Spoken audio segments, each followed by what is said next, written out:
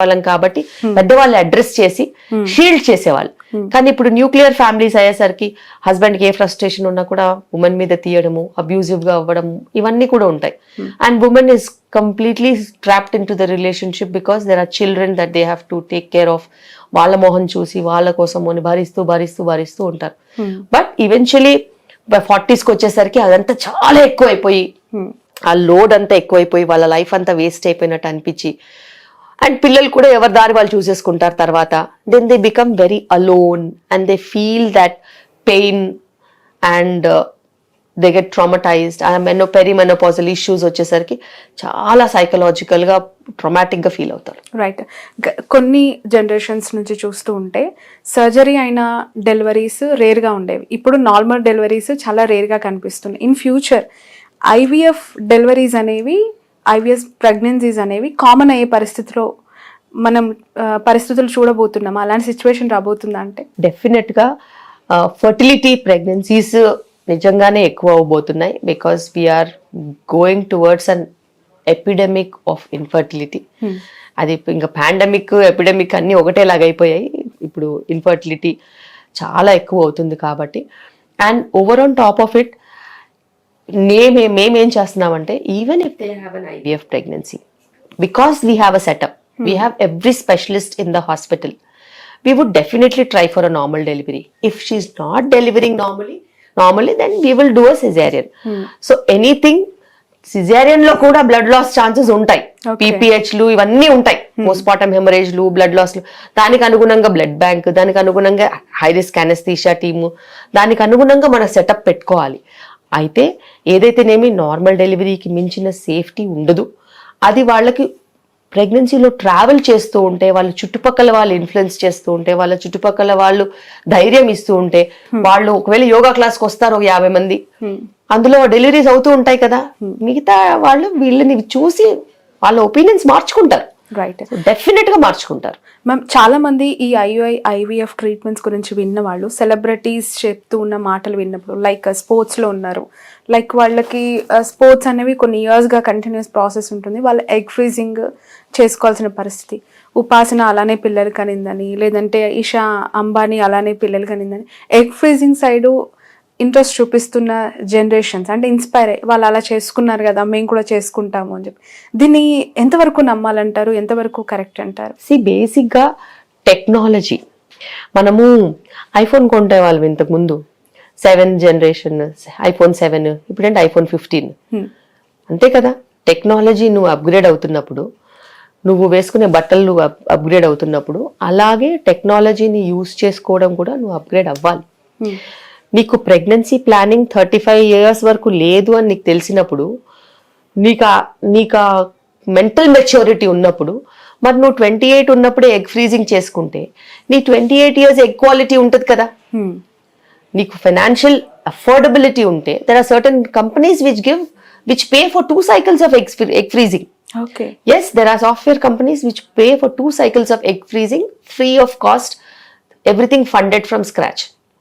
అలా ఉన్నప్పుడు నువ్వు ఆ మెంటల్ మెచ్యూరిటీతో నువ్వు ఎగ్ ఫ్రీజింగ్ చేసుకోకపోతే 35 yearsకి వెళ్ళి నువ్వు అక్కడ ఎగ్స్ తగ్గిపోయి, క్వాలిటీ తగ్గిపోయి నువ్వు సఫర్ అవుతావు కదా. సో బేసిక్గా the concept is, if you have such opinions, నువ్వు మెయిన్ స్ట్రీమ్లో ఉంటే నీకు ఇలాంటివి చేయాల్సిన అవసరమే లేదు. మెయిన్ స్ట్రీమ్లో ఉంటే నువ్వు టైంకి మ్యారేజ్ చేసుకుని, టైంకి పిల్లల్ని కనేసేసి, టైంకి పిల్లల్ని పెంచుకుంటూ హాయిగా నీ లైఫ్ నువ్వు ఎంజాయ్ చేసుకోవచ్చు, నీ ఇష్టం ఉన్నది చేసుకోవచ్చు. కానీ నీకు మెయిన్ స్ట్రీమ్ కాకుండా ఇతర ఆలోచనలు ఉన్నాయనుకో, you are a career oriented woman, then you should definitely do egg freezing and make sure that your fertility is frozen. If you have a partner by then, if you are married by then, you freeze embryos. If you don't have a partner or if you are not married, then you can freeze your eggs. So ila cheskunte no 35 years ki kanu 40 years ki kanu nee ishtam. Okay, but the quality will be of a 28-year-old or 25-year-old or 26, whatever age that you have frozen your eggs, your quality will be that. This is using technology for somebody who really wants to postpone their pregnancy for a very long time. ఒక 6 నెలలు, సంవత్సరం, 2 సంవత్సరాలు postpone చేస్తాను అని అంటే, దానికి అనుగుణంగా eggs waste అవ్వకుండా మెడికేషన్స్ తీసుకుని నువ్వు కాంట్రసెప్టివ్ పిల్స్ ఏదన్నా వాడుకుంటే నీకు ప్రాబ్లం ఉండదు. అంతకన్నా ఎక్కువగా నువ్వు డిలే చేసుకోవాలనుకుంటే మటుకు ఖచ్చితంగా ఏజ్ని రివర్స్ చేయలేం కాబట్టి age cannot be reversed, specially when it comes to equality. మీరు ఫేస్కి ఏదైనా ట్రీట్మెంట్స్ తీసుకోవచ్చు, బాడీకి ఏదైనా తీసుకోవచ్చు, రింకిల్స్కి ఏదైనా తీసుకోవచ్చు, కానీ ఎగ్కి ఏమీ తీసుకోలేము. So you have to freeze your young eggs or you have to deal with problems that come in future. But iPhone లో 7th generation to 15th generation మనం ఒక ట్రాన్స్ఫార్మ్ చూస్తూ ఉన్నాం. అలాగే IVF, టెస్ట్ ట్యూబ్, సరోగసీ ఇవి కూడా అలాంటి generation changes అంటారా? ఏమైనా డిఫరెన్స్ ఉందా? బేసిక్గా లాస్ట్ 15 years నుంచి నాకు IVF ట్రీట్మెంట్స్ ఎక్స్పోజర్ ఉంది. I have been an IVF specialist.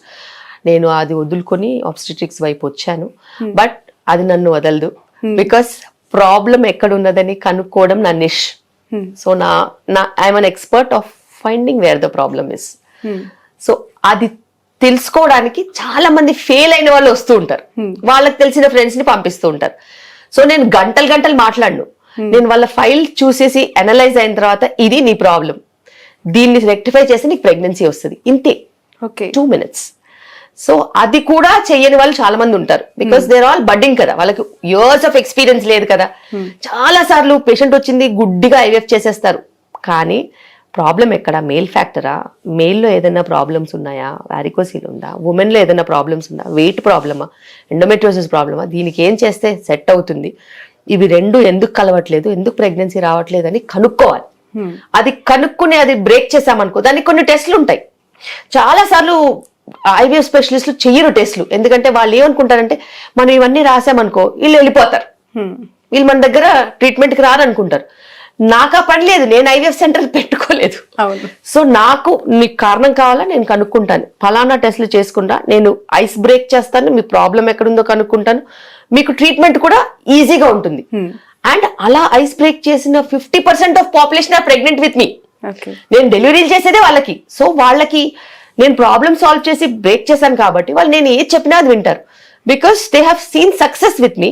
Exactly. అలాగే వాళ్ళు ప్రెగ్నెన్సీ జర్నీ కూడా ట్రావెల్ చేస్తారు. They will take that entire burden on my shoulder, because they will know I will do the best for them. నేను వాళ్ళకి food చెప్పినా వింటారు, time పడుకోమన్నా వింటారు, లేకపోతే డయట్ ఎక్సర్సైజ్ చేయమన్నా వింటారు, అన్ని వింటారు. ఇంత హైలీ మోటివేటెడ్ పాపులేషన్ లో నేను డెలివరీస్ కూడా చేసుకోగలుగుతాను ఈజీగా.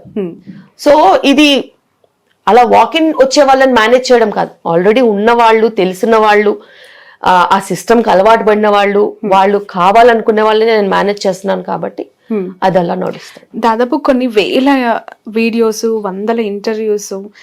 డాక్టర్ శిల్పి రెడ్డి అంటే తెలియని వాళ్ళు ఉండరు. బట్ అబౌట్ శిల్పి రెడ్డి ఫ్యామిలీ అంటే ఏం చెప్తారు ఒకసారి చూస్తున్న ఆడియన్స్ కి?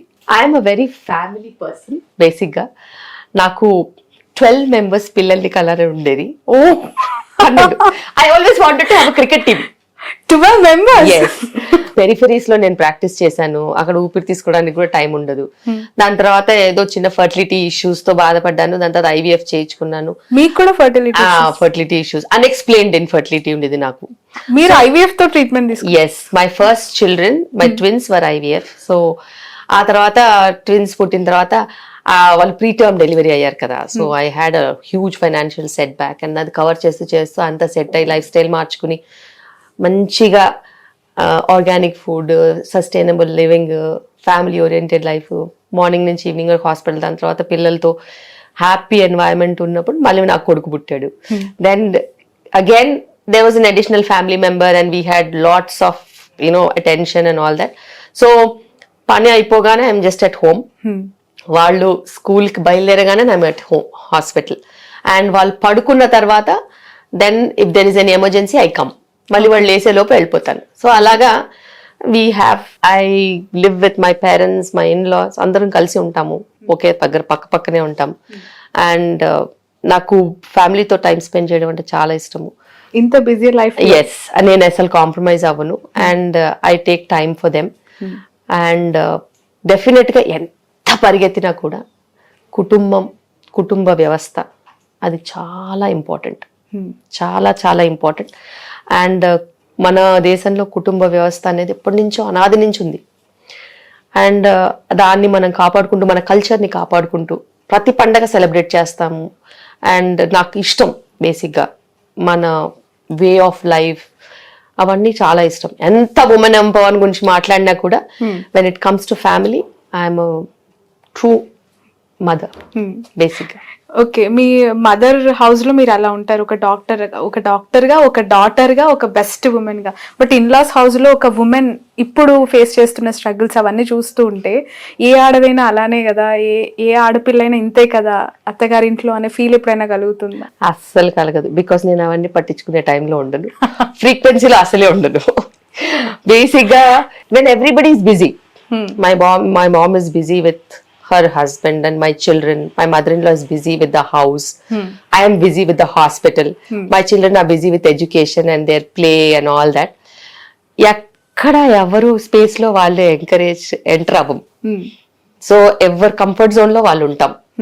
And that is how it is. నేను వెళ్ళి వేరే వాళ్ళ స్పేస్ లోకి వెలికితే వాళ్ళు నా స్పేస్ లోకి వెళ్తారు, నేను ఎవరి స్పేస్ లోకి వెళ్ళకను. What about free time? ఎప్పుడైనా ఖాళీ సమయం, సినిమాలు, షికార్లు? ఎస్, నేను ఐ లవ్ మూవీస్. నేను first day evening show type మనిషిని. అవునా? యా, సో అట్లాంటి చిన్న చిన్నవి హ్యాబిట్స్ ఉన్నాయి నాకు. సో పేపర్లు ఎగరేస్తూ, విజిల్స్ మూవీ రిలీజ్ అయిందంటే సమ్ హౌ పేషెంట్స్ అందరిని చూసేసేసి ఈవినింగ్ షోకి పిల్లలు తీసుకొని పరిగెడతా. Okay. So and weekly 1 cheat day, 1 cheat meal అన్నట్టు మా పిల్లలు తీసుకొని సరదాగా బయటికి వెళ్ళి భోజనం చేస్తాము. I'm foodie. అలాగే వంట చేస్తాను, మా ఇంట్లో అందరూ వి ఎక్స్ప్లోర్ ఫుడ్ బేసిక్ గా. అండ్